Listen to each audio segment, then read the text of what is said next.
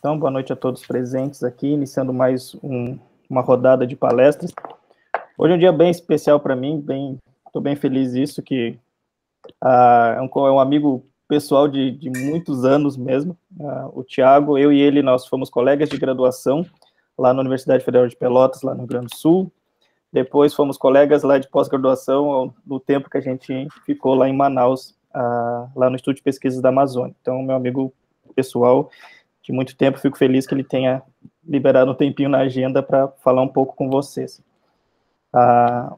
Como já dei spoiler já da graduação em si, ele é formado em bacharelado em licenciatura em Ciências Biológicas pela Universidade Federal de Pelotas, no Rio Grande do Sul, mestrado e doutorado em entomologia pelo Instituto Nacional de Pesquisas da Amazônia. Ele foi professor substituto no Departamento de Biologia na Universidade Federal do Amazonas e atualmente ele é professor na Universidade Federal de Tocantins. E também ele é coordenador do programa de pós-graduação em Biodiversidade, Ecologia e Conservação dessa mesma universidade e também é curador da coleção de entomologia da Universidade Federal. Ele trabalha com taxonomia e sistemática de insecta, primeiramente díptera. Ele é membro da Sociedade Brasileira de Zoologia e também do corpo editorial de duas revistas, da Checklist e da Biodiversity Data Journal. Ele atua como revisor de periódicos nacionais e internacionais e publicou mais de 30 artigos científicos na área. E hoje ele vai falar de um inseto que não tem uma boa moral com a população em geral, mas vocês vão ver hoje que é um inseto extremamente importante e tem uma diversidade bem grande, é um inseto extremamente importante no ecossistema. A palestra é Diversidade de Mutucas na região neotropical, conhecimento atual e perspectivas futuras.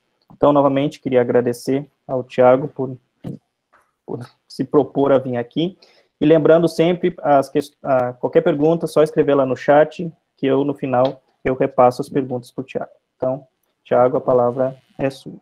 Obrigadão, Alex. Eu posso botar para apresentar aqui? Sim. Tá.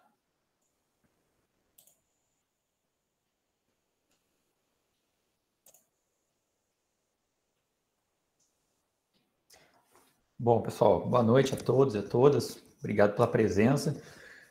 Queria agradecer muito ao Alex pelo convite. É um prazer muito grande estar participando.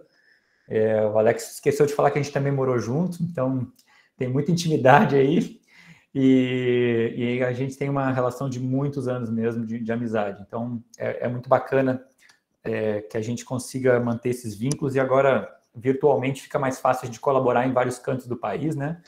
O Alex já está fazendo um trabalho bacana aí, coletando insetos, então a gente já tem coisas em parceria para serem executadas no futuro, e isso me deixa bastante feliz.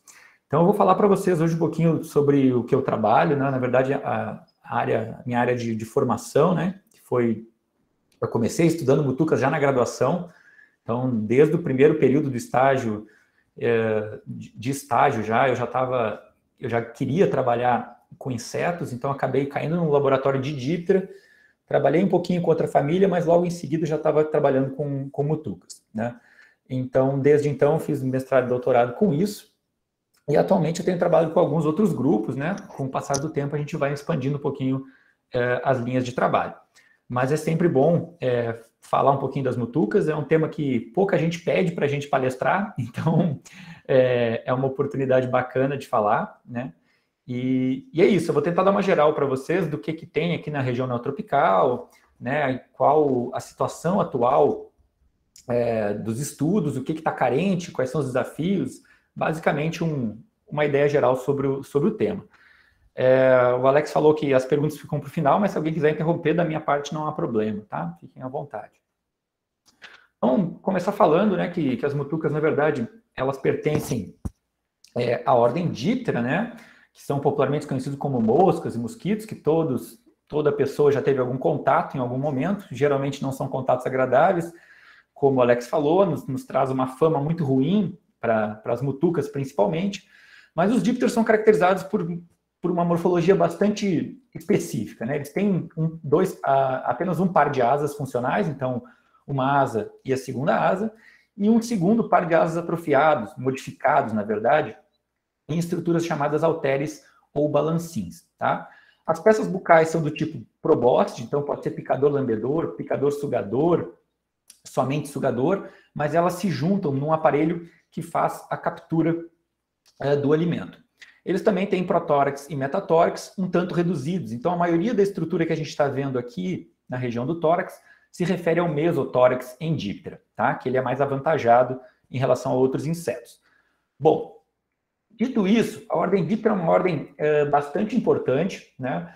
Porque dentro dos animais, né, a gente tem, digamos, uma riqueza muito grande de seres vivos, e só de animais a gente tem por volta de 1.300.000, 1.200.000 espécies descritas no mundo. Dentro dos animais, tem um grupo chamado Hexápoda, onde estão os insetos, que você tem por volta de 1 milhão de espécies descritas até o momento. E dentro de Hexápoda a gente tem justamente a ordem Diptera. A ordem Diptera é considerada uma ordem mega diversa, ela tem mais de 155 mil espécies já descritas, né? É a terceira ordem mais rica em número de espécies, ficando atrás apenas de Coleóptera e de Lepidóptera, ou seja, besouros, borboletas e mariposas. São os únicos grupos mais diversos que as moscas em relação a insetos. Tá? E depois, logo em seguida, vem abelhas, vespas, vem Hymenoptera, e aí por aí vai outros tantos grupos. Então, com isso, considerando que Diptera representa 155 mil espécies descritas, isso dá em torno de 10% da riqueza mundial de espécies. Tá? Ou seja, 10% do que a gente conhece de animais são moscas. E isso já dá uma ideia da diversidade desse grupo e dos papéis que ela vai cumprir no meio ambiente, dos diferentes tipos de papéis que elas podem apresentar. Tá? Seja sendo nociva à nossa espécie ou até nos ajudando em vários aspectos, como nos trabalhos em que o Alex faz, né, de fauna cadavérica, de sucessão, com polinização, com vários outros aspectos importantes que elas podem cumprir.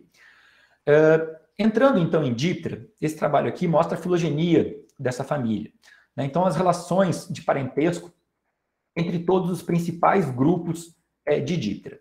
Então, aqui dentro de Diptera tem um grupo chamado Tabanomorpha, uma infraordem, tá? Ampliada aqui ao lado, e nessa infraordem, né, que é um grupo monofilético, você tem duas famílias aqui como grupos irmãos, Tabânide e Ateriste.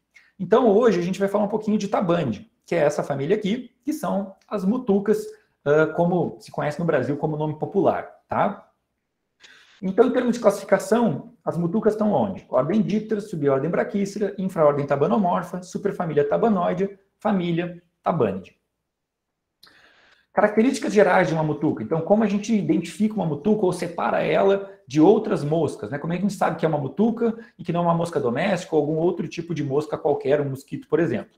Basicamente, elas têm uma antena que tem um flagelo com um ânule aqui, chamado um estilo modificado, tá? Então, tem uma placa basal aqui, ou pós-pedicelo, esse nome varia um pouquinho na literatura, tá? E uma outra estrutura segmentada mais apical. Outra característica importante é o empódio do tipo pulviniforme. A maioria dos dípteros, essa estruturinha aqui, ela é basicamente como se fosse um espinho. Nesse caso aqui, as mutucas têm como se fosse uma almofadinha nessa região. Isso é bem característico. Uma outra característica marcante das mutucas é a calíptera inferior, essa aqui, Lauer calípter, que ela é muito desenvolvida. Na maioria das asas de outras moscas, essa calíptera ela é mais reduzida, ela não chega a ser algo tão grande, tão marcante, como a gente visualiza nessa foto aqui. Também, uma característica marcante é a forquilha da veia R4+5, que é essa forquilhazinha aqui, se encontrando, ó, geralmente bem no ápice da asa. Então, o final das duas veias vai se formar bem na junção do final da asa aqui, tá? Essas duas características, a calíptera inferior muito desenvolvida e a forquilha da veia R4+5 se encurvando em direção ao ápice, são duas autapomorfias das mutucas de Tabânide. Ou seja, são características que só vai encontrar nesse grupo, tá? Em outros grupos de Diptera, isso não existe. Bom, então, já que Tabânide tem suas próprias autapomorfias, ela é um grupo monofilético, e também evidências moleculares, ou seja, análises testando DNA, já demonstraram de fato que as mutucas formam um grupo monofilético.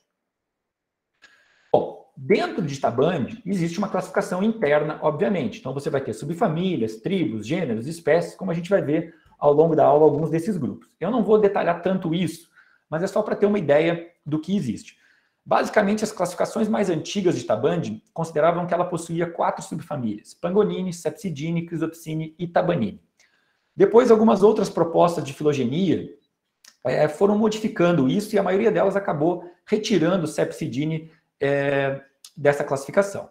A proposta mais recente que a gente tem, que é uma proposta molecular feita pela Morita, nesse trabalho aqui, Morita e colaboradores, ela considera que Tabandi tenha 2 grandes grupos, Pangolini e Chrysopsini, sendo que Chrysopsini é um grupo parafilético que engloba a outra subfamília chamada Tabanini. Basicamente, esse desenho que eu estou mostrando aqui é um resumo desse cladograma aqui, tá? Que mostra a relação entre as 3 subfamílias de Tabandi, ok? De toda forma, a família é monofilética, as relações internas ainda precisam ser trabalhadas, as tribos estão alocadas aqui, algumas delas também não são monofiléticas, mas isso eu não vou me ater a esses detalhes, porque não é o objetivo desse tema, tá? Bom, então vamos mostrar quem são as mutucas de fato, porque agora estava só introduzindo onde elas estavam, onde elas se situam em termos de classificação, né? Nomes populares. As mutucas podem ser conhecidas no Brasil como mutucas, botucas, mosca do cavalo e alguns outros nomes também. Na literatura internacional, é comum encontrar o termo horsefly, deerfly, clags, todos eles são associados a mutucas. E em língua espanhola, tábanos, viuditas também são nomes comuns que se encontra para mutucas, tá? Aqui tem uma reunião de fotografias, né, tentando mostrar um pouquinho a diversidade de formas das mutucas. Então, você vai ter mutucas com probóscide, né, com aparelho bucal bastante longo, né? Essas aqui são bem famosas quando atacam as pessoas, elas ficam assustadas. Algumas com aparelho bucal um tanto mais curto. Os olhos podem ser muito coloridos ou praticamente sem cores, podem ser unicoloridos, podem ter faixas nos seus olhos. Seu abdômen e tórax podem ter desenhos, manchas, cintas de cores. Algumas espécies têm aspecto mimético, digamos, parecem com vespas, com abelhas ou algo similar, né? Então tem uma variação morfológica razoável dentro do grupo, tá? Mas todas essas fotos ilustram diferentes tipos de mutucas, tá? Obviamente classificadas naquelas subfamílias e tribos que eu comentei anteriormente. De toda forma, as mutucas em geral, elas não variam tanto quanto em outros grupos. Então, elas têm uma estrutura uniforme. Essas variações podem ser consideradas grandes por alguns, mas dentro de Diptera elas são até que bem conservativas, digamos assim. Bom, ainda na morfologia, né, alguns aspectos gerais, ou na verdade os mais úteis para a gente que trabalha com taxonomia, ou seja, que faz descrição de espécies, que tenta identificar as espécies. O que a gente precisa saber de uma mutuca para identificar a espécie? Basicamente, algumas estruturas. Na cabeça, tem essa região aqui chamada de fronte, que costuma ter uma estrutura chamada calo frontal nela, nessa espécie aqui não tem. Essa região é chamada subcalo. Aqui vocês estão vendo as antenas, os palpos em roxo e em amarelo aqui a probóscide. Então, todas essas estruturas são muito úteis na hora de identificar uma mutuca. Mas não só elas, tá? Aqui é só uma ilustração de diferentes tipos de mutucas, como essas estruturas vão variando. Então, você vai ter a fronte muito estreita e alongada, a fronte super larga. Você vai ter um aparelho bucal atrofiado em algumas espécies, super longo em outras, intermediário em alguns outros grupos. O formato do palpo super comprido e alongado, um palpo redondinho. Então, isso varia bastante entre os grupos e são características que a gente usa taxonomicamente para separar elas, tá? Isso aqui também é muito importante, são as antenas. Então, aqui tem antenas de várias espécies diferentes.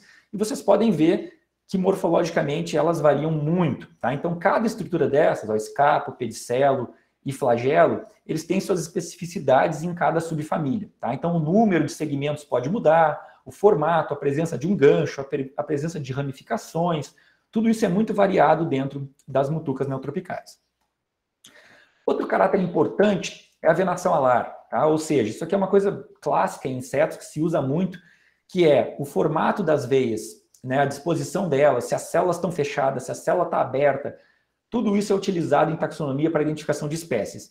Então aqui tem vários exemplos, ó, por exemplo, essa célula aqui fechada com pecíolo, nessa aqui ela está fechada sem pecíolo, nessa aqui ela está completamente aberta. Então tudo isso vai se modificando de acordo com o gênero, ou com a tribo, ou com a subfamília em questão que está sendo analisada. É também importante dizer que as mutucas têm um dimorfismo sexual acentuado, né? O que é isso? basicamente você consegue diferenciar externamente machos e fêmeas. Então você pega um macho, você pega uma fêmea, você sabe qual o sexo. Como? Aqui você tem estruturas da fêmea, né? E aqui do macho. Então a fêmea, ela basicamente tem esses olhos separados pela fronte. Então ela é chamada de dicóptica, porque ela tem olhos separados. Além disso, o palpo, que é essa estruturinha ampliada aqui, ele é voltado para baixo, ele tem essa posição nas fêmeas. Nos machos, o palpo ele tende a ser mais ou menos nessa posição, ele fica mais reto, tá? E os olhos não possuem a fronte, então os olhos se unem na cabeça. Então toda vez que as pessoas encontram uma mutuca e ela está com os olhos colados, geralmente elas são machos. Tem algumas exceções? Claro que existe, tá? Mas é um padrão praticamente bem presente dentro desse grupo, ok? Então são essas as estruturas que diferenciam sexualmente machos e fêmeas. Bom, obviamente, nós estamos falando de insetos, e dentro de insetos, uma das principais características para a identificação de espécies, para a descrição de espécies, é o estudo das genitálias, ou seja, do aparelho reprodutivo de machos e fêmeas. Por quê? Porque nesses animais, essas estruturas costumam ser muito esclerotizadas, ou seja, muito rígidas, muito duras. Então, elas são muito estáveis para se usar como caráter taxonômico. Elas não mudam muito, tá? São bem conservadas. Então, aqui você tem as estruturas de um macho, tá? Aqui está o epândrio, cercos e hipoprocto, e aqui uma outra peça da genitália do macho, onde você tem aqui, inclusive, o edeago, que vem a ser digamos, o pênis do inseto, tá? O órgão ejaculador, né? Que é intromitente, né? Que serve para penetração na fêmea. Isso aqui são estruturas da genitália da fêmea, por exemplo. Então, você tem os segmentos externos da genitália, né? Aqui, esternito 8, cercos, tergitos, e você tem a parte interna da genitália, com essa forquilha genital aqui, ductos espermáticos e as espermatecas, né? Onde vão ser gerados os óvulos para os espermatozoides, tá? Onde eles vão se encontrar, na verdade, né? Ela é uma cápsula para captura, para depósito dos espermatozoides, no caso, ok? Então, tudo isso aqui, essas morfologias também variam bastante, e geralmente, quando a gente trabalha com insetos, a gente tem que fazer a genitália desses insetos. O que é fazer a genitália? É cortar um pedacinho, levar para um tratamento químico, com KOH ou com ácido lático, para que ele fique clarificado e a gente consiga enxergar essas estruturas para fazer a descrição delas, ok? É muito importante também entender o quê? Que nos insetos, como eles têm essas estruturas muito duras, muito rígidas, elas funcionam como um mecanismo que a gente chama de chave-fechadura. Então, você tem uma chave única para um único tipo de fechadura. Ou seja, tem que ser macho e fêmea da mesma espécie, senão a cópula não funcionaria, tá? E isso é muito bacana. Isso interrompe processos de hibridização e outras coisas que podem acontecer em outros taxos. Bom, uma coisa que pouca gente sabe das mutucas é que elas são excelentes polinizadores, tá? Tem vários tipos de mutucas com probóscides muito alongadas e que são excelentes em capturar néctar e fazer a polinização, tá? Além disso, as pessoas sempre associam as mutucas à hematofagia, né? A sugar o sangue. Mas só as fêmeas fazem isso, tá? Os machos não são hematófagos. Então, quem chupa sangue são as fêmeas, tá? E é muito comum que as próprias fêmeas também visitem a floração, tá? E também participem do processo de polinização, não só os machos. Então, aqui tem várias fotos mostrando diferentes subfamílias de tabande, todas elas atuando como polinizadores. Bom, aqui a parte mais famosa, essa aqui é uma mutuca picando a minha perna, por acaso, tá? E elas conseguem arrancar bastante sangue, né? Se a gente deixar e ficar olhando, elas vão utilizar o aparelho bucal delas bem modificado para cortar o tecido, né? Elas injetam uma substância anticoagulante, anestésica, tá? E depois elas usam uma parte do aparelho bucal que serve como uma esponjinha, onde elas vão simplesmente como se elas estivessem chupando com aquela esponja as piscininhas de sangue que vão se formando na pele do hospedeiro, tá? Basicamente, isso aqui é uma figura mostrando um aparelho bucal em microscopia eletrônica, então dá para ver as principais peças, ó. Aqui tem as mandíbulas, é um par de mandíbulas, então são duas, vejam as pontas, são muito pontiagudas para cortar. Muitas vezes elas têm dentes e serrilhas nessas mandíbulas, tá? Você também tem as maxilas, que também são estiletes afiados para corte.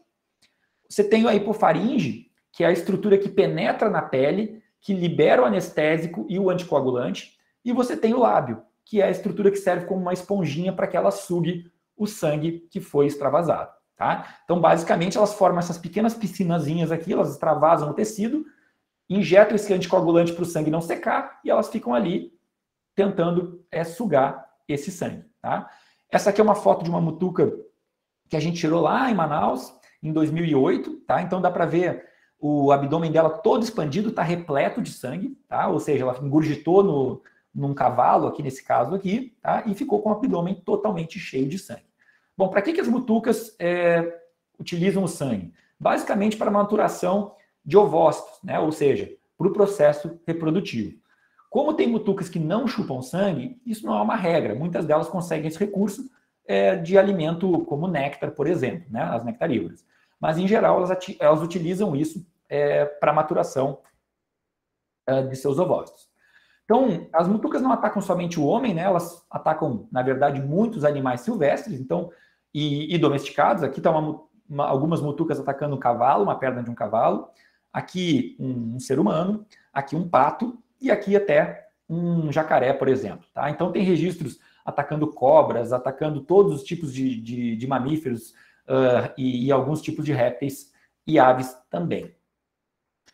Ao atacar esses animais e ao extravasar esse sangue, as mutucas podem acabar servindo ou abrindo portas para agentes patogênicos, ou seja, elas podem acabar transmitindo mecanicamente vírus, bactérias, protozoários e até eumintos, né? Embora não devia ter usado esse termo euminto aqui, que é parafilético, mas vamos lá. Algum tipo de verme que elas podem passar, geralmente nematóides, tá? Então, várias doenças animais, zoonoses, estão associadas aos tabanídeos. Anemia infecciosa equina, encefalite equina, anaplasmose bovina, tularemia, carbúnculo, surra dos equinos, mal das cadeiras em equinos, tá? Tudo isso aqui são doenças transmitidas ou associadas a tabanídeos. Qual o problema? O problema é que a gente estudou muito pouco ainda sobre isso, e não se tem, digamos assim, indicações muito claras de que elas são os únicos causadores, elas participam do processo, né? Elas funcionam mecanicamente, ou seja, ao inserir a probóscide ali, num hospedeiro, elas podem carregar uma bactéria, um vírus, para outro hospedeiro que elas vão procurar o repasto sanguíneo. Então, elas fazem o que a gente chama de transmissão mecânica. Bom, para quem tiver interesse em importância médica de tabanídeos, nesse caso, né, o tipo de transmissão de doenças, nesse manual de díptera aqui, manual neotropical do Coscarão e do Papavero de 2009, eles fazem um resumo sobre os principais trabalhos para a região neotropical. Então, se alguém quiser procurar uma revisão, a revisão dos trabalhos, esse é uma boa literatura para encontrar isso. O trabalho mais recente, de 2014, do Baldattini e colaboradores, foi excelente. Esse trabalho aqui é muito importante. Eles consideram a tabanídeos como um assunto negligenciado de pesquisa, mas como importantes vetores de agentes de doença. Ou seja, os tabanídeos ainda são considerados mundo afora muito pouco, eles ganham muito pouca importância, porque foram muito pouco estudados nesse contexto. Então, nesse aspecto, ele faz um levantamento muito grande da bibliografia e explica e aponta vários casos em que as mutucas estão associadas à transmissão de doenças a animais e a seres humanos em alguns casos, tá? Então, esse trabalho eu recomendo bastante também. Ele não é aqui para a América do Sul, ele é um trabalho europeu, mas é muito importante. Obviamente, os tabanídeos também participam do quê? Da cadeia alimentar, né? Eles vão servir de alimento para uma série de outros animais. Então, aqui é só algumas fotos para ilustrar. Aqui um pássaro, lagartinho e outros insetos. Aqui uma vespa e até outras moscas. Aqui um asilídeo predando uma mutuca. Então, obviamente, as mutucas, embora causem danos ou incômodo para a nossa espécie ou para outros animais, elas também acabam sendo predadas se elas derem mole. Quanto à biologia, ao desenvolvimento dessas mutucas, as mutucas colocam seus ovos geralmente na vegetação, em massas de ovos aqui, tá? Depois desses ovos, eclode uma larva. Essa larva vai passar por alguns estágios de desenvolvimento, até que ela se transforma numa pupa. Da pupa emerge o próprio adulto, tá? É comum em laboratório, já se tem vários registros de que as larvas de mutuca praticam canibalismo. Então, quando o pessoal tenta criar esses tabanídeos em laboratório, existem registros de que elas atacam umas às outras. Então, geralmente, quando se cria larva de mutuca, você não coloca outra junto. Você dá outros tipos de insetos como alimentos, né? Essas larvas são extremamente predadoras. Então, você oferece larva de mosquito e larvas de alguns outros insetos pequenos, para que elas possam se alimentar. Aqui tem um desenho do ciclo de desenvolvimento, né? Muito similar ao que eu tentei fazer ali. Então, alguns comentários sobre o tempo de desenvolvimento, né? Então, os ovos, de 3 a 11 dias, tá? Essas massas de ovos vão ser colocadas num número entre 100 e até 800 ovos por fêmea, né? Os ovos eclodem, as larvas eclodem dos ovos entre 2 e 12 dias após a postura, tá? E as larvas podem passar de 6 a 13 estágios de desenvolvimento, tá? Esse estágio de desenvolvimento vai variar muito. Em regiões tropicais como a nossa, ele pode ser muito rápido e muito curto, de algumas semanas ou meses. Em regiões temperadas ou muito frias, ele pode levar até 3 anos. Tá? Então, o estágio de desenvolvimento larval vai variar muito. E depois você tem o estágio de pupa, de onde vai emergir o adulto. O estágio de pupa tende a ser mais rápido e até 21 dias em média. Tá? Bom, aqui uma bibliografia que eu separei para imaturos. Então, se alguém tiver curiosidade, tem esse artigo aqui, uma chave para os imaturos neotropicais de Coscarão e Papávero, e apenas 60 espécies da região neotropical são conhecidos seus imaturos, ou seja, se conhece larvas ou pupas dessas espécies. E aí elas estão espalhadas em diferentes tribos aqui, 8 em Chrysopsine, 2 em Pangolini, 2 em Cionine, 27 em Diaclorine e 21 espécies de Tabanine, tá? Mas é um número bem baixo, perto da riqueza de espécies que a gente possui aqui na região, que eu ainda não falei, já vou falar em breve. Os principais métodos de coleta, então, de tabande. Bom, nós costumamos usar muito essas armadilhas chamadas de armadilhas de interceptação de voo, né? Chamadas de malese. A malese tem 2 modelos principais. Essa aqui é o modelo Townes, que é uma malese pequena, tá? Com apenas um frasco coletor. E essa aqui é uma malese Gressite-Gressite, que é uma malese de 7 metros, e ela possui 2 frascos coletores, um numa extremidade e outro na outra. Além disso, ela é bem mais alta e bem mais robusta em termos de tamanho. Essas armadilhas são excelentes para tabanídeos, tá? Porque as mutucas são voadores muito potentes, elas se deslocam muito rápido, em alta velocidade, e conseguem se locomover alguns bons quilômetros por dia, tá? Então, você coloca uma armadilha dessa atravessada numa trilha ou num córrego, e é muito comum que as mutucas batam aqui no tecido em preto e procurem a claridade. Elas têm fototropismo positivo, então elas vão em direção à luz. E elas acabam caindo nesse frasco, onde elas ficam aprisionadas. Tá? Em alguns locais é possível pegar um frasco, às vezes, cheio de mutuca, com mais de 200, 300 mutucas num único frasco. Tá? Isso pode acontecer. Não é tão comum, geralmente quando a gente põe em mata, vem algumas mutucas, né, algumas dezenas, mas isso varia muito também, varia se você vai pegar uma revoada ou alguma coisa nesse sentido.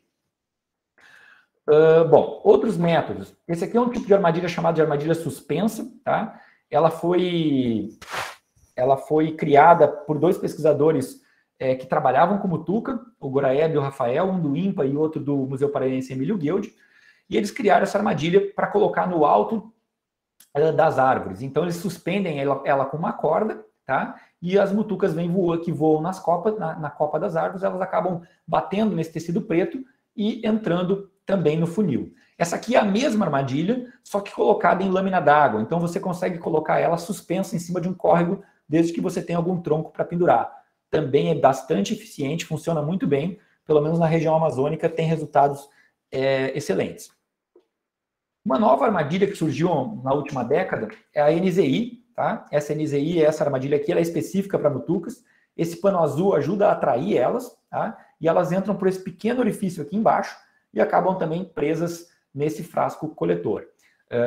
Vários trabalhos atuais têm testado a eficácia e comparado a coleta de NZI com a malese, e a NZI tem ganhado de maneira substancial. Então, é uma armadilha que eu ainda não tenho muita prática, a gente fez 2 e usamos poucas vezes em campo, mas ela tem sido muito eficiente para a coleta de tabanídeos.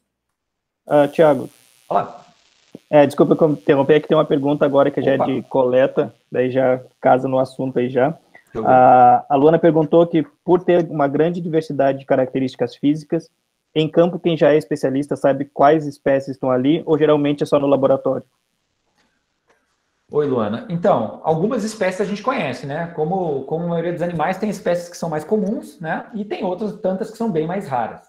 Então, é possível algumas espécies de identificar a olho nu, poucas, né? A grande maioria a gente precisa ir para a lupa mesmo, tá? Porque tem muitas espécies que são muito parecidas, então você precisa ver, às vezes, a cor de uma estrutura na lupa, ou se ela tem uma estrutura um pouquinho modificada de um jeito ou de outro, que externamente não dá para visualizar. Mas algumas são bem clássicas e a gente conhece elas, assim, visualmente, é fácil de saber quem são, tá? Mesmo em campo. Mas varia de espécie para espécie. Ó, por exemplo, esse aqui, ó, é um Pecilóderas quadripunctatus. Então, é uma espécie que todo mundo que trabalha com mutuca conhece, porque ela tem um abdômen branco, bem característico, né, quadriculado, ela tem uma ampulheta no abdômen, aqui não está dando para ver, mas eu conheço ela de boa data já, e ela ocorre em todo o Brasil, então ela tem uma ampla distribuição, então acaba sendo fácil de identificar. Mais alguma pergunta, Alex? Sim. Tem alguma diferença que você colocaria como principal para diferenciar as mutucas? A mais usada? Uma única característica é difícil, mas assim, calo frontal, que é uma estrutura que está dentro da fronte, é muito útil. Formato da antena é muito útil. E manchas na asa, né? Coloração de asa também é bastante útil para a identificação de espécies. São 3 caracteres que eu diria que a gente sempre tem que checar, toda vez. Agora tem pergunta para caramba agora. Nos outros insetos que fazem hemotofagia, são apenas fêmeas que fazem? Eu sei que no caso de Aedes aegypti são apenas elas. É algo geral dos grupos ou é... Em geral, em Diptera, sim. As fêmeas são hematófagas justamente para maturação de ovos, né? Como os machos não precisam disso, é muito comum, às vezes, até que tenha machos com aparelho bucal atrofiado, nem se alimentem, porque não tem necessidade, ele só serve para cópula mesmo, tá? E o Leonardo aqui perguntou se existe alguma espécie ameaçada de extinção. Boa pergunta. Não sei responder. Ainda não fizemos nenhum... Pelo menos eu não fui convidado nenhuma vez para participar do Livro Vermelho. Os critérios para insetos são um pouquinho complicados, né? Eles não são tão claros quanto como para vertebrados, né? Às vezes a gente tem espécies que a gente acha que não está ocorrendo, mas pode ser só falta de amostragem, de coleta. Às vezes elas têm ciclos de vida mais longos, então elas podem não aparecer num ano, só aparecer no outro. Então, o ideal seria que a gente tivesse levantamentos de fauna com maior frequência em várias regiões para poder responder isso. Eu não conheço nenhuma, tá? E a última pergunta aqui é um relato quase pessoal aqui do Gustavo. Ele fala que quando eu fui pescar com meu pai, eu quase fui comido vivo pelas mutucas. Existe algo que eu possa afastar as mutucas sem que as prejudiquem? Sem que as prejudiquem? Então, tem um bom e velho tapa, né? Você pode dar nela, tentar, né? Às vezes não adianta. Tem repelente, né? Mas repelente para mutuca realmente não é uma das coisas mais eficientes. Roupa, em geral, tentar usar manga longa, alguma coisa que ajude, e evitar azul e preto, né? E tente não ir de preto nem de azul para campo, porque isso chama mutuca mesmo, tá? Então, calças azuis, camisetas azuis, ajuda a levar bastante picada. Então, evitem essas cores, que são bastante chamativas para elas. Tanto que a armadilha NZI é toda azul e preta, tá? Isso tem uma função de atração para elas. E a Joyce Elma perguntou, as beiras de rios seriam um lugar específico para elas ou não?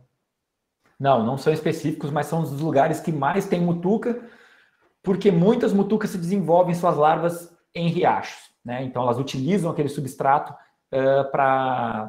na fase larval, então elas emergem ali próximo e acaba que você tem uma quantidade muito forte de mutucas voando nas margens de rios, tá? Até porque também elas estão à procura de mamíferos, então muitos mamíferos vão estar sempre perto da água buscando alimento, né? E buscando água, buscando hidratação. Então é um local sempre bastante presente. Mas você encontra mutucas em praticamente todos os ambientes. Eu esqueci de falar isso, exceto na região antártica. O resto tem mutuca. Era isso por enquanto. Obrigado. De nada, só um pouquinho, Alex. Fazendo um gancho que a Joyce fez essa pergunta da beira de rio, né? É que eu vi aquela sua armadilha que você colocou, um exemplo de armadilha no bosque, né? No dossel. Aí acho que talvez isso. Aí, talvez o tipo de espécie é específica dessas mais altas? Sim, sim. Isso é uma coisa que ainda eu vou falar mais para frente, que a gente ainda está deficiente, que é o estudo em copa de árvore, tá? Porque até pela questão sexual, os machos, já se tem relatos na literatura e alguns trabalhos que a gente fez, a gente percebe que os machos fazem enxameamento no alto da copa. Então é muito comum que os machos se reúnam lá em cima e que as fêmeas vão lá encontrar eles para cópula, tá? A gente não sabe se isso é um padrão para muitas espécies, mas isso acontece em alguns grupos. E depois eu vou mostrar um trabalho que a gente publicou relacionado à coleta no alto. Você vai ver que o resultado é bem bacana. Ah, que interessante. E o da malésia lá que vocês... nesses frasquinhos, né? Que vocês colocam álcool? Pode ser álcool, né? No meu caso eu uso álcool, tá? Porque o álcool dura mais enfim... Ele não é o melhor método para conservar, porque ele acaba estragando um pouquinho as mutucas, elas perdem as cerdas delas, então isso é ruim para a gente identificar as espécies. Mas, por outro lado, para deixar no campo é mais tranquilo. Existem umas fitas piretroides para colocar. A gente usa muito isso na Amazônia, eu usava quando eu coletava por lá, mas aqui no Tocantins eu não tive sucesso com as minhas fitas. Eu já comprei mais de uma remessa, e parece que as mutucas entram no frasco e saem de volta e não morrem. Então eu não sei o que acontece, eu abandonei elas. O melhor é o álcool mesmo, porque daí elas entram e se afoga lá e caiu pronto. No álcool, morreu. Tá? É mais então fácil. A ideia da malésia é justamente isso, é interceptar o voo e elas vão procurar uma saída nesse frasco, exatamente, no recipiente branco. Quando a malésia foi criada, eles usavam cianeto de potássio, né? Mas é extremamente tóxico, né? Então, cianeto de potássio não, cianeto, né? E extremamente tóxico, né? Pode levar à morte, então hoje em dia é proibido, então não se usa mais, tá? Mas no passado, até a década de 80, os brasileiros ainda usavam cianeto. Beleza. Valeu, Thiago. Bom, um outro método muito interessante para a mutuca é utilizar atrativos. Então, tem trabalhos utilizando cobras, jacarés, cavalos, diferentes tipos de animais oferecendo para que a mutuca venha fazer o repasto. Obviamente, você tem que passar por um comitê de ética, né? Enfim, fazer toda a questão institucional para fazer esse tipo de experimento. Aqui a gente já fez algumas vezes, dá resultados legais, tem mutucas que você encontra aqui, que às vezes não cai na malésia, que está perto, e vice-versa também, tá? Então é bem bacana fazer isso. Outro método que a gente usa é o lençol iluminado. O lençol iluminado não é um método tão bacana para pegar fêmeas. Por quê? Porque as fêmeas não são tão atraídas pela luz, mas os machos vão muito. Então, a maioria das coletas de macho que a gente tem de mutuca vem de lençóis iluminados, tá? E um outro método que deu muito certo é usar lençol iluminado na copa das árvores, que é justamente o que eu estava falando para a Carolina. Então, o pessoal montou aqui numa torre que tem na ZF2, que é uma reserva na Amazônia, eles montaram um lençol a 42 metros de altura, acima da copa das árvores, e o resultado foi fantástico, tá? Depois eu vou mostrar os dados desse trabalho. Bom, então falei um pouquinho de morfologia, de características gerais de mutucas, né? E agora eu vou falar um pouquinho de riqueza e distribuição aqui na região neotropical, que é um pouquinho mais associado ao título da palestra. Então, a gente tem um catálogo de tabanídeos da região neotropical, um trabalho de 2009, né, onde eles indicam cerca de 1.000 espécies de mutucas para a região neotropical. Tá? Nós fizemos uma atualização desse catálogo aqui, num trabalho que eu participei, onde a gente chegou no número de 1.200 espécies de mutucas para a região neotropical. Isso em 2012. Tá? Então, já cresceu um pouquinho esse número, já passou uma década praticamente, tá? E esses números vêm mudando. Para o Brasil, são cerca de 488 espécies válidas de mutuca, né? A gente tem um catálogo taxonômico da fauna do Brasil, para quem não conhece ainda, os estudantes, eu recomendo que visitem. Isso aqui serve para qualquer taxon de animal que vocês queiram observar, tá? Seja vertebrado ou invertebrado, vocês colocam um nome científico e ele vai dar um número de espécies e uma série de informações aqui. Então, para mutuca são 488 espécies e 44 gêneros no Brasil, tá? Mundialmente, eu esqueci de falar, são mais de 4.500 espécies de mutucas, tá? Então, basicamente, o Brasil tem 10% também da fauna de mutucas mundiais vivendo aqui. O estudo das mutucas no Brasil, ele começa num passado bem distante, tá? O primeiro mutucólogo brasileiro, ou que viveu no Brasil, foi Adolfo Lutz, tá? Do Instituto Lutz. Então, Lutz foi um especialista em mutuca, fez os principais trabalhos no início do século passado. Então, entre 1905 até 1920, a gente tem muitos trabalhos do Lutz que a gente usa até hoje, são fantásticos, tá? Inclusive com desenhos maravilhosos que ele fazia, tá? E depois a gente foi tendo alguns especialistas, mas nem sempre com dissertações ou teses defendidas. A partir de 1975, eu consegui um registro aqui de todas as dissertações que foram defendidas ou trabalhadas com mutucas no Brasil. Obviamente que nem todas são de taxonomia ou de diversidade, tem algumas aqui de criação de larvas, tem algumas mais ecológicas, mas já é um número interessante. Ó. Então, você vê na década de 70 tinha uma pessoa estudando, depois em 79 mais um, anos 90, 98, 2008, 2009, 2009, 2014, 2016, 2016, 17, 17, 17 e 21. Isso mostra uma coisa muito bacana, que é a expansão da pós-graduação brasileira, se vocês observarem. Tá? Coincide com 2008 em diante, que a gente tem uma leva de novos pesquisadores sendo empregados pelo país, uma leva de novos programas de pós-graduação no país, e isso permite que a gente comece a estudar mais diferentes grupos de animais, incluindo as mutucas. Em termos de teses, né, de doutorados defendidos no Brasil, são menos, apenas 9. Tá? O primeiro foi em 1940, depois, um bom tempo, 85, 95, 99, 2002, 2003, 2014, 2015, 2019. Tá? Então, a gente tem uma leva de pesquisadores que trabalham com tabanídeos, muitos já aposentaram, alguns já faleceram, né? Mas eu vou dar uma ideia geral dos principais que estão atuando. Esse senhor aqui, chamado Graham B. Fairchild, ele é neto do Alexander Bell, o cara que inventou o telefone, tá? E ele foi o principal pesquisador de mutuca por muitos anos. Ele era americano, tá? E ele começou os trabalhos dele em 1940. Quando ele já estava velhinho, ele veio ao Brasil entre 80 e 82, e ele começou a formar uma nova leva de pesquisadores brasileiros para trabalhar com mutucas, tá? Então, graças a esse senhor aqui, é que a gente hoje tem gente trabalhando basicamente com mutucas no Brasil, tá? Não só no Brasil, como na América do Sul como um todo. Então, eu fiz uma linhagem aqui, uma árvore genealógica de tudo que saiu depois dele, tá? Ou pelo menos de quem está trabalhando com taxonomia a partir do Fairchild. O primeiro que ele formou foi esse senhor aqui, o Sisto Coscaron, que foi o maior especialista aqui da região neotropical por muito tempo, até ele aposentar no final dos anos 90, tá? Ele é um argentino.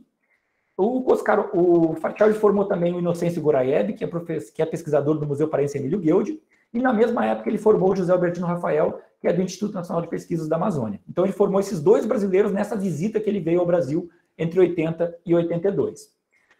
O Coscaron, por sua vez, formou o Christian Gonzalez, que é um chileno, que é muito atuante, trabalha direto com mutucas, e o José Albertino Rafael formou o Augusto Henriques, que também é do INPA, e o Francisco Limeira, que é da Estadual do Maranhão. Um outro pesquisador surgiu independentemente, ou seja, sem relação filogenética com Fairchild aqui, que é o Jaime Boestan, que é um equatoriano que também trabalha com tabanídeos. E do Augusto surgiram duas criaturas aqui trabalhando também, eu, no caso, e o Daniel, que defendeu agora em 2019, que são os mais recentes mutucólogos trabalhando atualmente. Tá? Então, vejam, basicamente trabalhando com diversidade, com descrição de espécies, com revisões taxonômicas e com doutorado, são essas pessoas que a gente tem. O Dr. Sisto já está aposentado, o Dr. Fairchild já faleceu, o Goraeb já está aposentado, mas ainda está atuando no museu. O Zé está em vias de aposentar, mas ainda está muito ativo e trabalhando também. E essa geração aqui ainda está ativa, e essa aqui está começando carreira, né? No caso, eu e o Daniel. Aqui eu já estou no meio de carreira, o Daniel está bem mais recente, tá? E aí a gente vê a distribuição geográfica dessas pessoas, ou seja, onde elas trabalham no Brasil e quais as lacunas que a gente tem no Brasil relacionadas a isso. Então percebam aqui esse meu desenho nada bonito, né? Que basicamente a gente tem um especialista no Equador, um vazio entre Venezuela, Colômbia, Guiana, Peru, Bolívia, Paraguai, não há especialistas, tá? Um especialista no Chile, um especialista aposentado na Argentina desde os anos 2000, nenhum especialista no Uruguai, e no Brasil, 5 dos 5 especialistas que estão empregados, ou seja, concursados, que fizeram concurso público e estão empregados, dos 5, 4 estão na região norte. O José Albertino Rafael e o Augusto estão no INPA, em Manaus. O Inocêncio está no Guild, em Belém. Eu estou na UFT, no Tocantins. E o Limeira está aqui no Nordeste, no Maranhão. Tá? Ou seja, praticamente a gente está todo mundo coladinho aqui na mesma região, todo mundo coletando fauna amazônica, e eu e o Limeira aqui coletando um pouquinho de cerrado, basicamente. Tá? O Daniel está fazendo pós-doc em São Paulo, então ele ainda não sabe o local que ele está fixo, ou seja, quando ele passar no concurso ele vai para alguma universidade, mas a gente tem toda essa lacuna aqui, ó. Tá? Todo o Nordeste brasileiro foi mal amostrado, o Sudeste não é amostrado adequadamente desde a década de 60, quando teve o último especialista que trabalhou por lá. Tá? Então você tem um hiato muito grande de trabalhos aqui. Tá? O Rio Grande do Sul tem alguma coisinha, porque na graduação eu trabalhei, então acaba tendo alguma coisa aqui, tá? Mas toda essa região aqui tem muita coisa para ser feita e trabalhada com tabanídeos, incluindo a região do Paraná, onde vocês estão aí. O Moarama vai trazer frutos bacanas para a gente também no futuro. Tá? Bom, então os principais desafios para quem trabalha com Taband, né? O que eu poderia dizer? Principalmente carência de revisões taxonômicas. Eu não sei se os alunos já estão familiarizados com o que seria isso, mas basicamente são trabalhos onde a gente tem várias espécies de um gênero, ou de uma família, ou de um grupo, né? E que permitem que você identifique as espécies diferentes, né? Espécies novas, ou aquela espécie que você coletou no caso. Tá? E para mutucas tem muita carência de trabalhos como esse, porque são trabalhos muito longos, que demoram muito tempo para ser feitos, e que muitas vezes são difíceis de fazer. Então, gêneros grandes como Cataclorops, Chrysops, Fidena, Cione e vários gêneros e vários grupos dentro de tábanos necessitam de revisões taxonômicas. Sem elas, a gente não consegue identificar as espécies que estão dentro desses gêneros. E isso causa um grande entrave na identificação de espécies. Tá? Justamente que é o que está aqui, ó, dificuldades para confirmar identificações. Além disso, alguns desses gêneros, eles são muito grandes. Então, por exemplo, Fidena tem mais de 100 espécies. E como ela não foi revisada, se você coleta uma Fidena, você precisa de uma chave de identificação para descobrir qual é aquela espécie. Não tendo esse trabalho, é muito difícil supor qual é a espécie. Tá? Então, isso complica bastante para alguns táxons dentro de Taband. Outra dificuldade que a gente tem muito grande é o empréstimo de material tipo. A maioria das espécies brasileiras foram descritas por pesquisadores estrangeiros no século passado e foram depositados seu material tipo em museus internacionais. Então, quando a gente trabalha com Taband, a gente tem que visitar muitas vezes outros museus para conseguir acessar o material tipo. Né? E isso dificulta, porque a gente precisa de financiamento para fazer essas viagens e não está fácil conseguir esse tipo de financiamento nos dias de hoje. Outra coisa importante de dizer é o número e a distribuição dos taxônomos, ou seja, aquele mapa anterior que eu mostrei. Nós temos poucos taxônomos trabalhando com mutuca e eles estão mal distribuídos, ou seja, está todo mundo muito próximo, todos eles trabalhando numa região muito próxima e com várias lacunas de biodiversidade ao longo do país. Tiago, já pegando nesse ponto aí, já tem outra pergunta aqui. O Gustavo perguntou, então, nesse caso, então é mais provável que muitas espécies ainda não conhecemos por falta de profissionais? Com certeza. Inúmeros. Inúmeras. Eu vou mostrar alguns trabalhos aqui agora de descrições de espécies, de coisas novas, justamente mostrando como tem muita coisa para ser feita. Em qualquer região do Brasil, eu diria. Tá? Então, isso aí eu até complementando agora, eu sempre falo para eles nas aulas que a taxonomia é uma parte da ciência biológica extremamente importante, cada vez menos taxônomos. Que até eu dou exemplo de Califoride, que é um grupo bem estudado, e cada vez menos pessoas estão trabalhando. Tanto é que não tinha dado aqui para a região de Umuarama. E olha que aqui no Paraná tem um curso de pós-graduação em entomologia extremamente forte e de muitos anos, e não tinham dados aqui da região noroeste. Isso aqui é só para eles lembrar que eu não falo só bobagem na aula, tem coisa importante. Semana passada eu dei uma palestra na UFPR, no programa de Ento lá, e eles estavam comentando justamente que eles estão fazendo um trabalho sobre a fauna de Curitiba, e eles estão descobrindo um monte de coisa nova. Ou seja, o programa está lá, em Curitiba, né?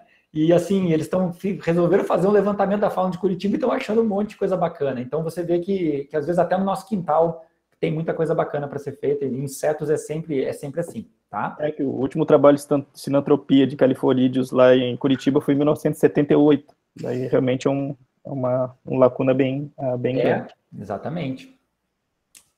Era isso. Beleza. O que eu poderia considerar como avanços recentes? Estou falando de publicações, ou seja, o que nos últimos 15 anos aqui, que eu peguei mais ou menos, desde 2005 em diante, o que tem sido produzido pelos pesquisadores que estão ativos? Basicamente, a gente tem feito muitos inventários de fauna de diferentes regiões, e aí depende do quê? Ou você ter o pesquisador lá, ou você ter algum parceiro que te mande o material, como o Alex, por exemplo, está coletando e pode mandar material para a gente identificar. E aí você consegue fazer um inventário de fauna de uma região que você nem foi coletar, por exemplo, tá? Então, por exemplo, aqui, eu fiz aqui no Tocantins um inventário em 2015 com uma aluna minha da graduação, um checklist das espécies do Tocantins, tá? Aqui nós encontramos 21 novos registros para o estado, ou seja, que não eram conhecidos para a região, tá? Depois nós fizemos um checklist para as mutucas do Mato Grosso, do Sul. Ano passado, nós fizemos um checklist para o material do Peru. Então, um pesquisador foi no Peru, coletou, nos enviou o material, a gente pôde fazer um checklist atualizado do Peru. Aqui também teve uma expedição que o pessoal do Museu de Paris veio para a Guiana Francesa coletar e mandaram o material para a gente pôde fazer também um inventário da fauna da Guiana Francesa. E mais recentemente, agora a gente trabalhou com a fauna do Uruguai, uma parceria numa dissertação de mestrado, eles coletaram no Uruguai e a gente conseguiu fazer esse trabalho aqui também de inventário do Uruguai. Então vejam que de onde vier material a gente consegue ver quais são as espécies que ocorrem lá, tentar identificar elas e muitas vezes acaba encontrando espécies novas associadas a esses levantamentos de fauna. Aqui também alguns trabalhos bacanas que são registros raros. Nesse caso aqui é um trabalho de Henriques e Carmo, onde eles descreveram a segunda espécie de Tesqueiros, tá? Que é uma mosca, uma mutuca que não chupa sangue, tá? Essa amarelona bonitona aqui. Então só se conhecia uma espécie dela e eles conseguiram coletar uma nova espécie desse bicho tão raro aqui. Só tem 3 exemplares coletados no Brasil, tá? Então um bicho extremamente raro. Nós também fizemos um trabalhinho com essa espécie aqui, chamada Eutabanus pictus, que é uma espécie também que tinha pouquíssimas coletas. Nós encontramos o macho dela e podemos descrever ele, né? E essa espécie aqui nem parece uma mutuca. Se vocês olharem, ela tem abdômen aqui, o tórax, na verdade, parecendo uma mosca doméstica ou parecendo algum tipo de sarcofágio de Eucalifórdia, que são outras moscas, né? Também temos descrição de novos gêneros. Então, vejam, vocês estavam perguntando de espécies novas, né? Só na última década nós descrevemos 4 gêneros novos para mutucas aqui na região neotropical, tá? Em diferentes trabalhos, né? Quando eu digo nós, eu estou falando dos colegas que trabalham, né? Não especialmente eu, tá? Mas então, ó, Gonzalez descreveu o Westania mia, o Goraeb descreveu Elephantotus, Henriques e eu descrevemos Muscotábanos, e aqui nós descrevemos Cistômia. Então, pelo menos 4 gêneros novos nos últimos 10, 15 anos. Uma coisa que tem avançado bastante tem sido as revisões taxonômicas. Elas permitem que a gente identifique espécies de determinados grupos e gêneros. Então, isso aqui foi o meu mestrado, foi uma das primeiras dessa leva, Chlorotábanos, em 2009. Depois nós revisamos Pitiostra, que é um outro gênero, Cenopangonia, Leucotábanos, Tábanos trivitatus, e aqui a Maureen revisou Rabidotiums. Então, vejam, quando se faz uma revisão de gênero, você está revisando todas as espécies que ocorrem naquele gênero. E aí você permite que uma pessoa que coletar um material daquele gênero consiga identificar aquele gênero com mais facilidade. Então, esses trabalhos são muito importantes e eles ainda têm muitas revisões a serem feitas para diferentes tipos de gêneros que ainda estão carentes de informação, tá? Mas já avançamos bastante em alguns. Outros trabalhos não tão robustos quanto revisões taxonômicas são quando a gente descreve uma espécie e a gente fornece chaves de identificação, ó. Então, aqui são vários trabalhos relacionados a isso, para diferentes, às vezes, subgêneros. Nesse caso aqui, Cataclorpis ramphidômia, aqui Exembechia, aqui Acanthostria kerbetia, aqui Protossilvios e espécies, e aqui Filipotábanos. Então, são trabalhinhos que também vão fornecer chaves de identificação para determinadas regiões e o pessoal, uma vez que colete, pode começar a conseguir identificar esse material com mais facilidade. O trabalho que eu falei que eu ia comentar mais para frente, ó, dos machos em dossel, é esse aqui. Esse aqui é um trabalhinho que a gente fez em 2010 e ele rendeu uns resultados muito interessantes, ó. Aqui está a lista das mutucas que nós coletamos no dossel, tá? e ele permitiu a descrição de 3 machos que não eram conhecidos para a ciência. Tá? O que acontece? Geralmente, quando a gente coleta com malese, ou com qualquer outro tipo de armadilha, você pega 99% da amostra são fêmeas. Porque as fêmeas que se deslocam mais, elas voam mais para procurar o hospedeiro, para chupar sangue, elas acabam caindo na armadilha. Quando nós utilizamos o lençol iluminado acima do dossel das árvores, a gente encontrou 135 machos e 81 fêmeas. Então, foi o primeiro tipo de amostragem que mostrou uma maior captura de machos e um número de espécies de machos muito grande. Tá? Então, esse é um objetivo futuro, que é começar a coletar em dossel, né, sob a copa das árvores, para tentar entender qual a fauna que está associada ali. Tá? Não só machos, vai ter fêmeas também que só vivem por ali. Então, tem uma estratificação dentro de mutucas, e isso é bem claro. Bom, o que eu tenho feito aqui no meu... Aqui eu vou falar exclusivamente das minhas pesquisas que eu tenho trabalhado, né, as que eu estou mexendo no momento. Então, eu estou participando do catálogo taxonômico da fauna do Brasil, junto com o Henriques, que foi meu orientador, o Augusto. Tá? Eu também estou participando, junto com o Henriques e Gonzalez, do capítulo de Tabandi, do manual da América do Sul de Díptera. Então, existe um manual de Díptera para a região neártica, outro para a região da América Central, existe o afrotropical e só falta o sul-americano, né? Ou só falta não, mas está faltando o sul-americano. Nós estamos trabalhando nisso já faz uns 4 anos, a gente espera que mais 1 ano ou 2 esse artigo saia, e esse capítulo saia, e saia um livro inteiro sobre Díptera da América do Sul. Tá? Isso é um trabalho que é urgente. Aqui são trabalhos que estão submetidos ou aceitos, então a gente fez o catálogo de Tabandi do Chile, esse trabalho deve sair no próximo mês agora, porque ele já está aceito faz um tempinho, e tem 2 submetidos, uma espécie nova de tábanos de Rondônia, onde nós fizemos uma parceria numa dissertação de mestrado que foi coletado material por lá, e uma espécie nova, inclusive, do Uruguai. Essa espécie nova aqui é muito bacana. Por quê? Porque o Uruguai é um país muito pequenininho, numa região de pampa em que a biodiversidade é tão menosprezada, digamos assim, a gente espera que não encontrar mais muita coisa por lá, tá? E nós encontramos uma espécie nova extremamente abundante, super comum, e que nunca tinha sido coletada, aparentemente. Tá? Então, ela está em processo de descrição. Eu acho que até o janeiro ou fevereiro deve estar publicado esse artigo também. Orientações em andamento. No momento, eu estou participando de 2 orientações. Uma de mestrado, eu sou co-orientador da Mariana aqui, então ela está trabalhando com sazonalidade e diversidade de Tabandi aqui no Tocantins. E também estou orientando a Lia, que ela vai defender monografia essa semana que vem, na verdade, que ela fez um inventário de mutucas do Centro de Pesquisas Canguçu, que é um centro de pesquisa que a gente tem aqui na universidade, aqui no Tocantins. Tá? Então, no momento, o que eu estou trabalhando com alunos são apenas esses 2 com mutucas. Os demais estão em outros grupos. A apresentação fala um pouquinho de perspectivas futuras, ou seja, o que eu acho que a gente tem que fazer no futuro para trabalhar com tabanídeos, o que está faltando, né? O que a gente deveria focar para os próximos anos. Estudos com imaturos, ou seja, tem 450 espécies, tem 1.200 espécies para a região neotropical de Tabandi, tem 60 imaturos conhecidos, ou seja, não dá nem 10% dos imaturos que são conhecidos. Então, a gente precisa começar a coletar imaturos, descrever eles, saber onde eles vivem, como eles se desenvolvem. Quase nada disso foi feito em tabanídeos. Estudar com armadilhas luminosas no dossel para captura de machos, então começar a conhecer a fauna de dossel e de machos, tá? Fazer estudos de importância médica e veterinária, ou seja, ampliar essa linha de pesquisas da importância médica de tabanídeos aqui no Brasil, é uma coisa que praticamente não tem.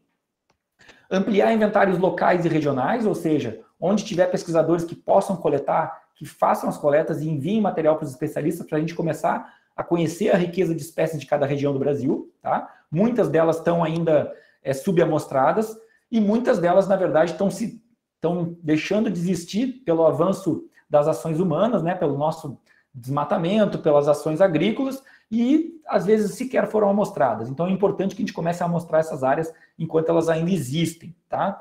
E outra perspectiva importante é continuar fazendo revisões taxonômicas para gêneros negligenciados. Então, aqui eu poderia citar uns 10, 12 gêneros que estão precisando de revisão taxonômica urgente, e isso é um trabalho que demora, geralmente precisa ser um mestrado ou um doutorado para fazer isso, não é uma coisa simples, tá? Então, são trabalhos extensos, bem longos. A gente também precisa avançar em filogenias para tribos e subfamílias. Aqui a gente teve uns avanços na última década, mas ainda tem alguns pontos que não foram bem resolvidos. A gente precisa fazer estudos biogeográficos sobre tabantes, praticamente não existem, e precisa começar a adotar mais as ferramentas moleculares para resolver alguns complexos de espécies. Assim como eu disse que algumas espécies é possível identificar a olho nu, algumas outras é impossível, porque elas representam complexos morfológicos bem delicados, tá? E talvez ferramentas moleculares nos ajudem a elucidar isso, já que a taxonomia não tem resolvido para alguns casos. Outros trabalhos importantes são trabalhos de sazonalidade, ou seja, entender em que época do ano as mutucas ocorrem em cada região, né? Com isso, você pode até pensar em ações, como alguém fez uma pergunta anterior, né, do que fazer no campo, como se proteger, né? Você poderia ter épocas do ano em que se coloca armadilhas para a captura dos tabanídeos para diminuir o número delas. Por exemplo, nos Estados Unidos se faz muito isso. O pessoal sabe a sazonalidade do grupo e eles colocam, às vezes até no quintal de casa, algumas armadilhas específicas para coletar mutucas para diminuir a intensidade delas de ataque. Tá? Então, isso já é usado em outros países, aqui no Brasil ainda não é, culturalmente a gente não tem essa experiência. E eu acho que era isso, pessoal. Queria agradecer demais o convite, agradecer ao Alex, ao IFPR de Moarama, ao curso de Biologia, tá? Ao FT, né, e ao PPGBEC, que eu faço parte aqui. Meu e-mail para contato, se alguém precisar de alguma informação. E agora estou aberto a responder mais perguntas, se tiverem. E é isso. Tomar uma água. Então, Thiago, novamente, muito obrigado mesmo por ter falado um pouquinho. Isso aqui é legal porque, para eles terem uma ideia mesmo, ver de outros grupos que, obviamente, eu puxo um pouco para a Califórnia, como eu vou dar algum exemplo para eles. E aqui é um pouco complicado, que eles têm zoologia de invertebrados e zoologia de vertebrados. São só 2 disciplinas e tem que ver muita coisa numa disciplina só.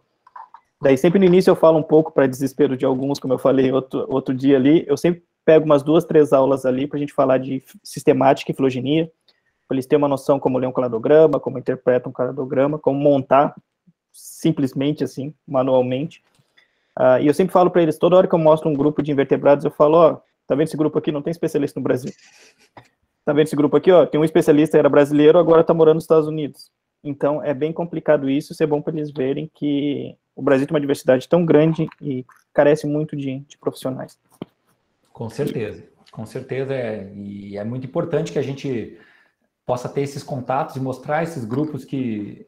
Porque, assim, eu costumo dizer para os alunos que todos os grupos animais... Quem gosta de biologia vai gostar de qualquer grupo, gente, tá? Quando você começar a estudar eles um pouquinho a fundo, você perceber, você vai se interessar. Quando você começar a ter domínio da literatura, da bibliografia do grupo, ele vai se tornar interessante, né? Eu, por exemplo, queria ter trabalhado com aranha, o Alex sabe disso, mas acabei caindo em díptera. E hoje não troco, quer dizer... Então, assim, é bem delicado. Por outro lado, eu dou aula de invertebrados também, que nem o Alex, e se eu fosse começar minha carreira hoje, acho que eu ia para Plateumintos, se eu tivesse o conhecimento que eu tenho hoje. Mas, assim, porque todos os grupos são muito bacanas. Assim, o que falta é que a gente conheça eles, que a gente se debruce sobre eles e tente responder as perguntas associadas a eles. Tem muita coisa para ser feita. Se você não gosta de taxonomia, você pode fazer ecologia. Se você não gosta de ecologia, você pode trabalhar com comportamento. Se não gosta de comportamento, pode fazer desenvolvimento. Enfim, tem muita coisa para ser feita, né? A parte molecular toda. Então, é um mundo aberto, né, a biologia. Sim, demais. A gente tem muitos caminhos para chegar e realmente, quando a gente entra na faculdade, é bom ter contato, eu falo para eles, ter contato com vários grupos. Uma hora vai ter algum grupo que ele vai se interessar. Que nem hoje agora, estudando cada vez mais para dar aula, eu acho que ia trabalhar com crustáceo, eu acho alguma coisa assim, que é um grupo bem legal também, bem diverso. Com certeza, a gente, assim, a gente acaba escolhendo na graduação muito pelos professores que a gente tem, né? Pelas linhas de pesquisa que eles trabalham, por se motivar ou por gostar da aula que eles dão, ou por ver o interesse deles por determinado assunto. Isso influencia muito quando a gente é jovem na escolha do taxon que a gente acaba trabalhando, né? Até pela oportunidade. Às vezes é difícil querer trabalhar com golfinho no meio do Tocantins, então algumas coisas podem ser complicadas. Mas às vezes dá, né? Então você pode fazer a parte bibliográfica, tem possibilidades, né? Então, é isso. Então, sim, eu falo para eles, quando eu cheguei lá no laboratório do Krieger, eu cheguei achando que ia trabalhar com besouros. Ele mostrou um artigo, ó, isso aqui é mais interessante, olha aí, ó. Ele deu para me ler que era entomologia forense, que eu acabei trabalhando depois, que realmente é bem importante a figura do orientador também, outra coisa que eu falo para eles. Tem vezes que a gente pega um pouco mais no pé, mas é extremamente importante que a gente, como tem um pouco mais de experiência, a gente consegue ver algumas coisas que eles não conseguem ver. Com certeza, com certeza. E principalmente agora nesse tempo de pandemia, né? Eu não sei como vocês estão fazendo, mas para a gente, eu sinto muita falta do contato de laboratório, né? Porque ele é crucial para a biologia, né? A gente precisa estar aqui, a gente precisa ver os bichos na lupa, a gente precisa coletar, e isso é parte fundamental da formação da boa formação dos alunos, né? Então, esses 2 anos agora têm sido bastante delicados aqui.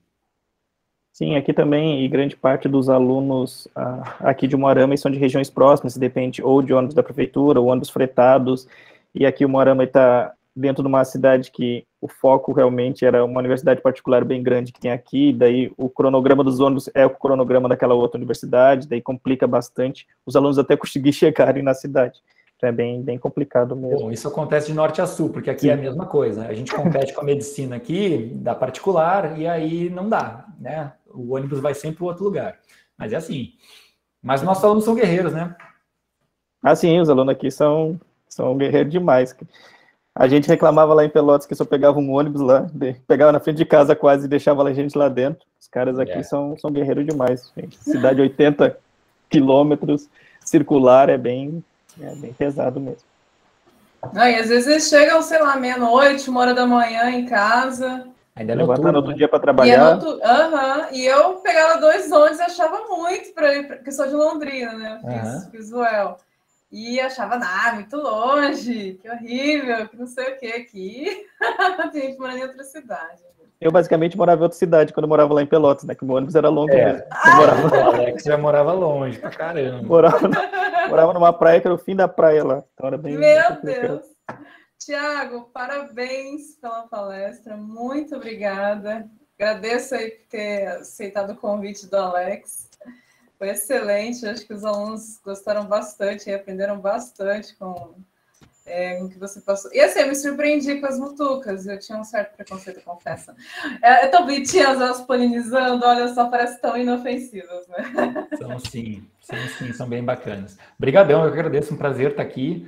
Aproveito para convidar os alunos que quiserem. A gente tem um programa de pós-graduação aqui, o PPG-BEC, em Biodiversidade, Ecologia e Conservação, tá? É um programa que está recebendo gente de vários cantos do Brasil já. Então, nós acabamos de fazer a seleção, na verdade, está em processo de seleção neste momento. Hoje foi entrevista, mas para o próximo ano ele abre de novo. Então, quem tiver em final de curso, tiver interesse, tem muita coisa para ser desenvolvida aqui. A gente tem vários especialistas em insetos aqui no nosso programa, inclusive. Deem uma checada no corpo docente. E sejam bem-vindos, se quiserem conhecer o Tocantins. É uma aventura e é muito bacana. Com certeza, aí, ó. Já pegamos alunos aí para aumentar esse número de especialistas, né? Porque tá a quantidade de profissionais e é muito certo para conhecer. Então, uma biodiversidade tão grande que a gente nem se dá conta e está se perdendo aí com as mudanças de uso do solo e tal. Eu abri o chat aqui, eu estou vendo que tem vários alunos do nosso programa aqui que vieram assistir, então queria agradecer a presença deles também. Nem todos eles são interessados em mutucas, mas eles estão aqui, ó, muito bacana isso. Aí, te prestigiando. O Eliton levantou a mão. Pode falar. Sim, boa noite. Então, uma dúvida sobre a parte lá da asa, você falou de veias, né? Aí eu queria que explicasse um pouco sobre qual a função ali das veias ali, se é tipo da gente mesmo, veias normais, ou alguma parte de estrutura e sustentação da asa. Então, a venação alar, ela é uma característica... Onde estava a foto? Aqui, né? Basicamente, os insetos, eles desenrolam as asas, né? Quando eles saem da pupa, as asas estão enroladinhas no corpo. Então, a hemolinfa deles é bombeada através dessas veias e ela faz com que as asas fiquem abertas, né? Então, mas o sistema de circulação de insetos não é igual ao nosso, né? Ele não é fechado como o nosso sistema. Ele tem um sistema um pouquinho diferente. Mas o que eu estava falando de importância da venação aqui, no caso, é em termos de taxonomia, ou seja, de uma espécie para outra, você vai ter diferenças entre o formato dessas veias, ou seja, se a veia vem até o final, se ela é interrompida, se ela tem uma curva para um lado, uma curva para outro. Isso é bastante útil para a gente em termos taxonômicos, tá bom? Sim, mas então ela ajuda, de certa forma, na sustentação ali, né? Da asa. Sim. Uhum.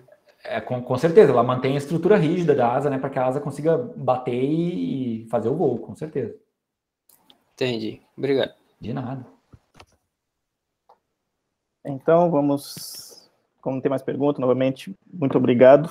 Sempre bom rever os amigos, que agora nessa correria a gente nem se fala quase, mas agora tá é complicado. E novamente queria agradecer a presença de todos, que ficou a sala cheia, toda a palestra, é bem legal o interesse de vocês. E agora eu vou liberar eles, que às 9 horas eles têm uma outra palestra. Então, tá bom. Então, lembrando que amanhã nós temos depois mais 2 amigos aqui, o Fernando vai falar de morcegos, com um assunto bem importante agora, por causa da pandemia, morcego virou vilão mundial, então amanhã vai ser bem interessante para vocês. E também meu ex-orientador, que foi orientador do Thiago também, o professor Rodrigo Krieger, e basicamente vocês vão ver de onde eu saí, esse modo de ver ciência, basicamente é bem parecido com o dele também. Se vocês acharam eu e o Alex meio maluco, se preparem. Então, vai dar tudo certo. mas é tranquilo. Então, até mais, boa noite a todos, boa próxima palestra, até amanhã. Boa noite. Boa noite, gente, obrigada. Até Tchau, mais. boa noite. Valeu. Boa noite a todos.